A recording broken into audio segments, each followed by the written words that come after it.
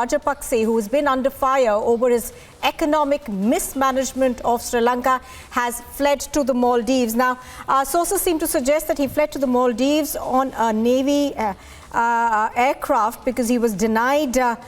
He did try to leave the country several times since day before, but we are given to understand that he finally left on a Navy aircraft. He is currently in the Maldives. Now, what we don't know as of now is that is he going to seek asylum in the Maldives, or is he going to fly to another destination? But he is broadly expected to resign now, and sources seem to suggest that he was waiting to leave the country because as president he does enjoy a large number of privileges, including the one which stops him from being prosecuted. So that perhaps was one of the reasons that he wanted to flee the country first and then resign. He is widely expected to resign soon.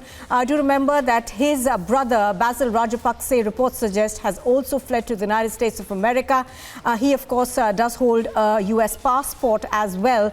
Right now, currently, we're given to understand that Gotabaya Rajapakse has fled Sri Lanka on a military jet, reportedly accompanied by his wife. Now, as I was earlier saying, his brother and the former finance minister, Basil Rajapakse, has also left the crisis-hit country. The president, of course, has left just days after his residence was overrun by protesters, and visuals we have been playing off that day when protesters by the thousands overran his official residence. Now, he had pledged to stand down on Wednesday amid mass protests over the island's worst economic crisis for decades. For months, of course, people have been struggling with daily power cuts and shortages of basics like fuel, food and medicines. Now, thousands have been taking to the streets every day asking for him to leave, and slogans like "Go Gota Go" have been heard across Colombo. Today, of course, we are giving to understand right now that Gotabaya Rajapakse has fled to the Maldives. All right, so what we know right now is that this obviously is going to leave a significant vacuum in in terms of the head of government in Sri Lanka, but widely it is expected that he will now quickly resign. Do remember that he had earlier said that he would resign on Wednesday, so one would expect that to happen today. Now, there are names that are doing the rounds in terms of who could now take over as the next president. He will obviously have a tough task ahead because Sri Lanka is in the midst of its worst economic crisis that it has ever seen. It has dwindling foreign reserves, I beg your pardon, not even enough to pay for fuel and for basic necessities for people. Do remember that Sri Lanka imports most of its fuel and a large amount of its food. So the latest that we are getting is that the president, Rajapakse, has left the country on a military jet. We are also now given to understand that he has arrived in Malé, in Maldives, at around 3 o'clock local time. What we don't know as of now is that whether this is just going to be a pit stop for him. Does he intend to go any further? Does he hope to seek asylum over there? All of those are questions that are still up in the air. But one thing one would assume is almost certain now, that he will step down as the president of Sri Lanka.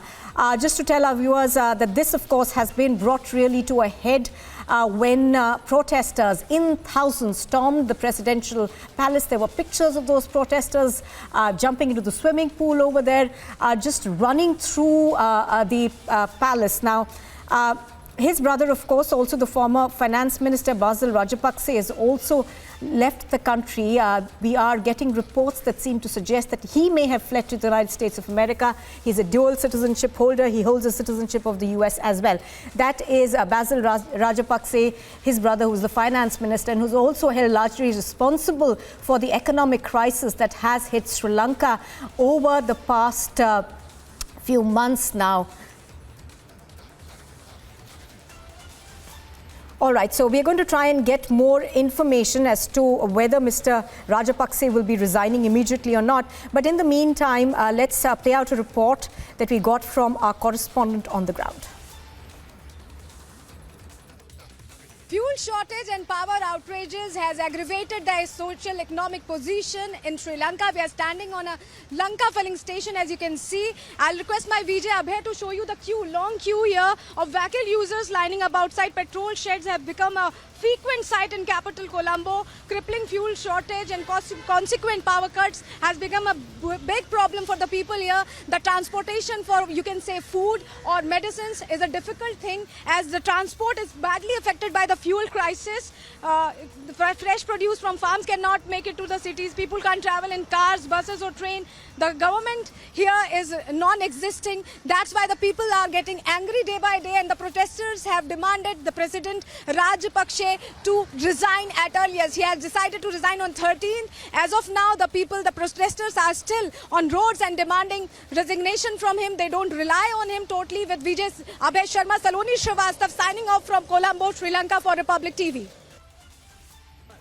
प्रधानमंत्री लापता, राष्ट्रपति फरार, cabinet भंग। नई cabinet कब बनेगी किसी को पता नहीं, कौन राष्ट्रपति बनेगा किसी को पता नहीं, लेकिन जनता आज सड़कों पर उतर आई है और जवाब मांग रही है। राष्ट्रपति भवन की तस्वीरें हम आपको दिखा रहे हैं, जो यहाँ के राजनीतिक हालातों के साथ आर्थिक हालातों की कहानी साफ तौर पर बयां कर रही है। इस देश की आर्थिक स्थिति पूरी तरह से चौपट हो चुकी है, लोग सड़कों पर उतर आए हैं, रोजी रोटी का संकट खड़ा हो गया है।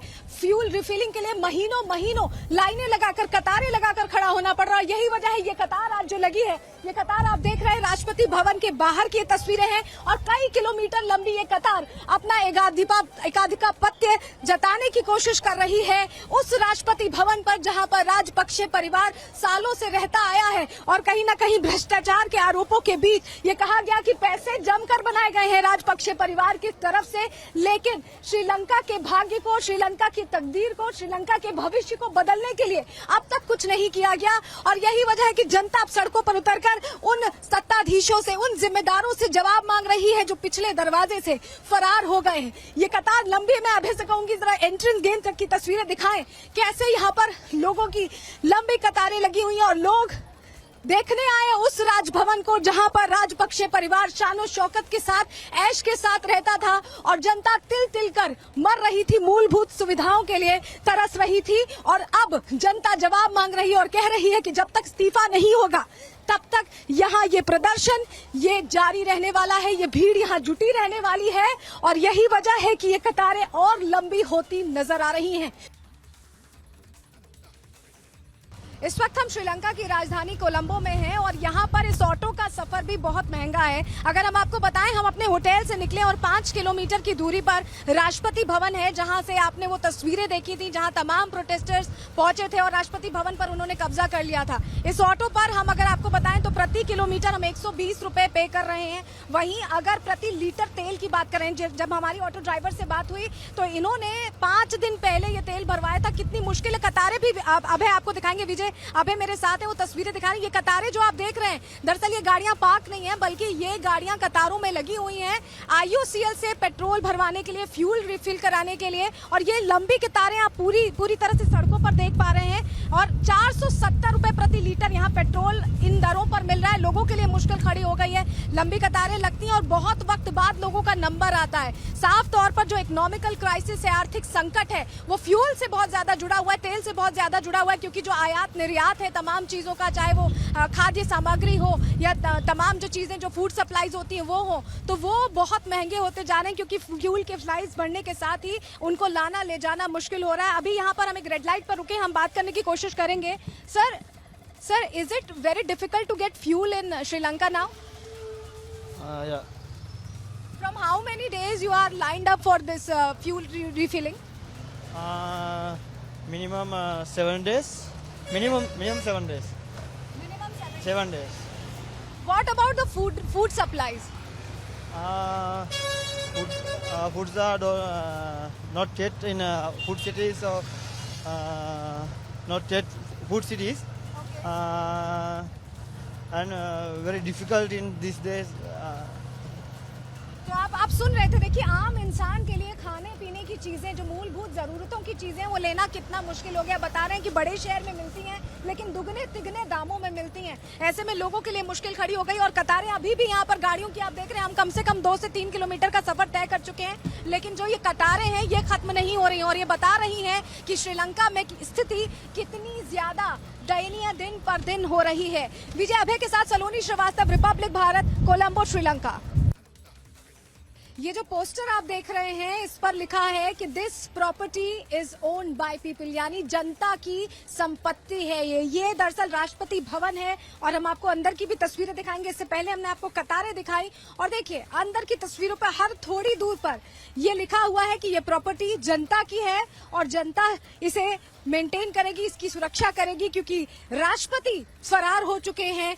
कल इस्तीफा देने की बात है और तब तक ये प्रॉपर्टी जनता के हाथ में रहने वाली है। जनता ने साफ कर दिया है क्योंकि जनता अब हिसाब मांग रही है उस राजपक्षे परिवार से जिसने लंबे समय तक यहाँ पर शासन किया है, लेकिन इस शासन के दौरान भ्रष्टाचार के आरोप, खुद की जेबें भरने के आरोप लगे और साफ तौर पर सवाल अब जनता ये पूछ रही है कि आखिर उनके अधिकारों का हनन क्यों किया गया, उनसे उनका भविष्य, श्रीलंका का उज्जवल भविष्य क्यों छीन लिया गया। अब सत्ताधीशों को जवाब देना होगा क्योंकि जनता सड़क पर आ चुकी है और जनता अब सवाल कर रही है, जवाब मांग रही है। तस्वीरें हम लगातार आपको दिखा रहे हैं और देखिए यहाँ पर लोग पहुंचे हुए, पूरा का पूरा राष्ट्रपति भवन ऐसा लग रहा है कि इन्हीं लोगों का घर है। यहाँ पर सोफे पर लोग बैठे हुए हैं। आपने वो तस्वीरें भी देखी होंगी जहाँ खाना बन रहा था और देखिए यहाँ पर लोग एक तरह से अपना एकाधिपत्य जमा चुके हैं। देखिए भीड़ ही भीड़ आपको, चाहे लॉन की बात करें, नजर आ रही है या ये जो पूरा इलाका है जो राष्ट्रपति भवन का हिस्सा है वो पूरी तरह से खचाखच लोगों से भरा नजर आ रहा है।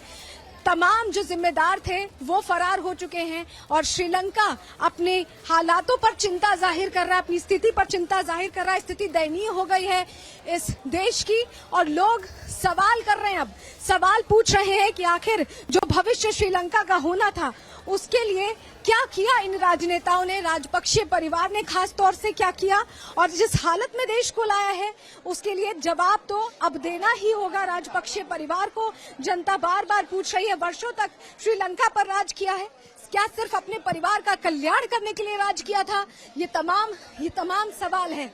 तस्वीरें हम आपको दिखा रहे हैं और भारी भीड़ यहाँ पर भ्रष्टाचार में संलिप्त रही सरकार से जनता अब चीख चीख कर सच पूछ रही है और जवाब मांग रही है कि आखिर न्याय कब मिलेगा। जब तक इस्तीफा नहीं हो जाता तब तक ये राष्ट्रपति भवन खाली नहीं किया जाएगा। ये साफ तौर पर जनता ने कह दिया है। आखिर इस स्थिति को कौन संभालेगा, इस देश को कौन तारेगा और श्रीलंका के हालात कैसे ठीक होंगे, बस यही सवाल जनता की आंखों में है।